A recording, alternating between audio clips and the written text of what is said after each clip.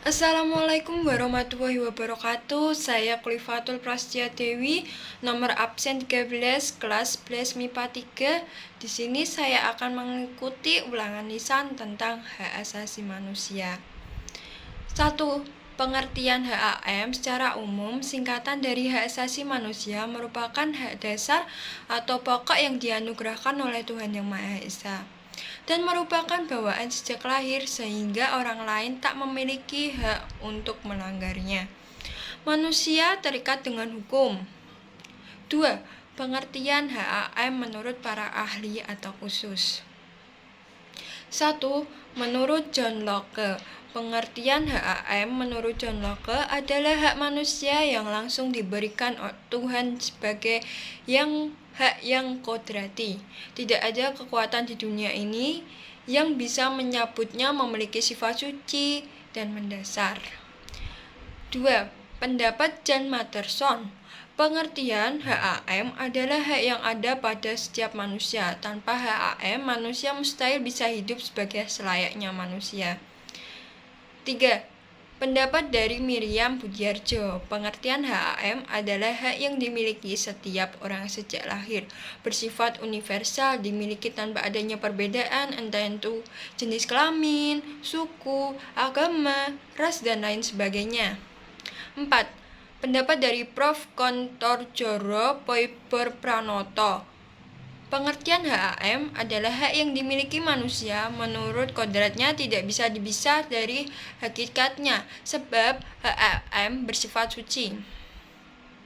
3. Landasan hukum HAM, UUD 1945, Undang-Undang Dasar 1945 tidak hanya menjadi landasan konstitusi negara saja, namun juga menjadi salah satu landasan hukum HAM di Indonesia. Dalam pasal 28A hingga 28J UUD 1945 dijelaskan hak asasi manusia setiap warga Indonesia. 4. Macam-macam HAM dan contohnya. 1. Hak asasi politik. Contohnya, 1. Hak untuk memilih dan dipilih dalam suatu pemilihan. 2. Hak ikut serta dalam kegiatan pemerintahan. 3. Hak membuat dan mendirikan partai politik serta organisasi politik lainnya. Yang kedua, hak asasi hukum. Contohnya, 1. Mendapatkan perlakuan yang sama dalam hukum dan pemerintahan. 2. Hak untuk menjadi pegawai negeri sipil atau PNS. 3. Hak asasi pribadi. Contohnya, 1. Hak kebebasan untuk bergerak, berpergian, dan berpindah-pindah tempat. 2. Hak kebebasan mengeluarkan atau menyatakan pendapat. Dan 3. Hak kebebasan memilih dan aktif dalam organisasi atau perkumpulan. Hak asasi peradilan. Contohnya, 1. Hak mendapat pembelaan hukum di pengadilan. 2.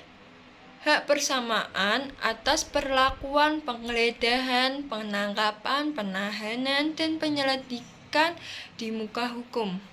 3. Hak memperoleh kepastian hukum. Hak asasi sosial budaya.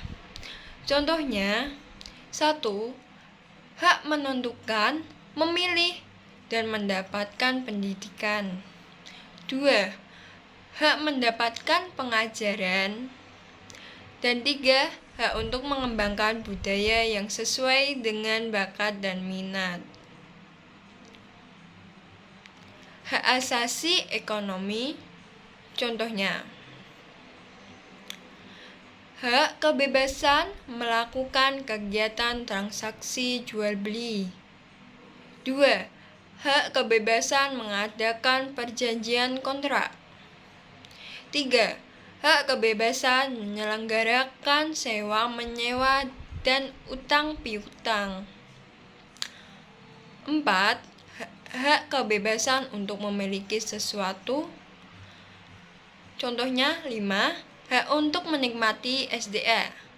5. Pelanggaran hak asasi manusia adalah setiap perbuatan seseorang atau kelompok orang yang termasuk aparat negara, baik disengaja maupun tidak disengaja, atau kelalaian yang secara melawan hukum mengurangi, menghalangi, membatas, dan atau mencabut hak asasi manusia seseorang atau kelompok orang yang dijamin oleh undang-undang. 6. Pelanggaran HAM biasa adalah kasus pelanggaran HAM yang ringan dan tidak sampai mengancam keselamatan jiwa orang. Namun, ini tetap saja termasuk dalam kategori berbahaya apabila terjadi dalam jangka waktu yang lama. Beberapa contoh pelanggaran HAM ringan adalah pencemaran lingkungan secara sengaja, penggunaan bahan berbahaya pada makanan yang disengaja, dan lain-lain.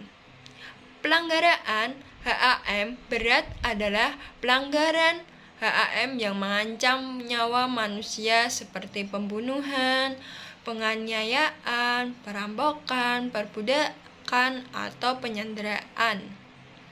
7. Jenis pelanggaran HAM yang berat diatur dalam Pasal 5 Rome Statute of the International Criminal Court, yakni kejahatan genosida, kejahatan terhadap kemanusiaan, kejahatan perang, dan kejahatan agresi.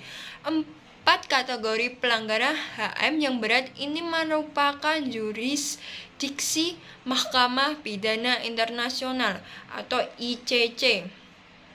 8. Faktor penyebab pelanggaran HAM secara eksternal: penyalahgunaan kekuasaan, ketidaktegasan aparat penegak hukum, penyalahgunaan teknologi, kesenjangan sosial dan ekonomi yang tinggi. Dalam faktor internal, yaitu dorongan untuk melakukan pelanggaran HAM yang berasal dari diri pelaku pelanggar HAM. Di antaranya adalah 1.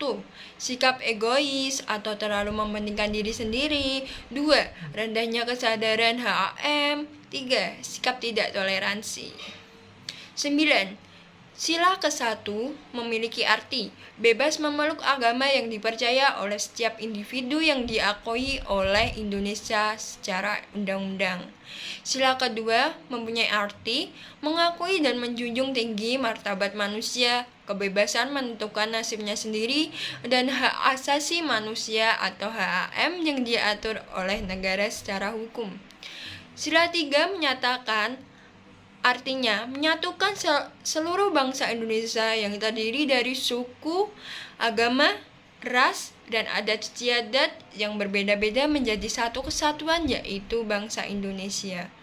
Sila keempat, hak untuk mengeluarkan pendapat, berkumpul, dan mengadakan rapat yang menjunjung tinggi nilai-nilai musyawarah.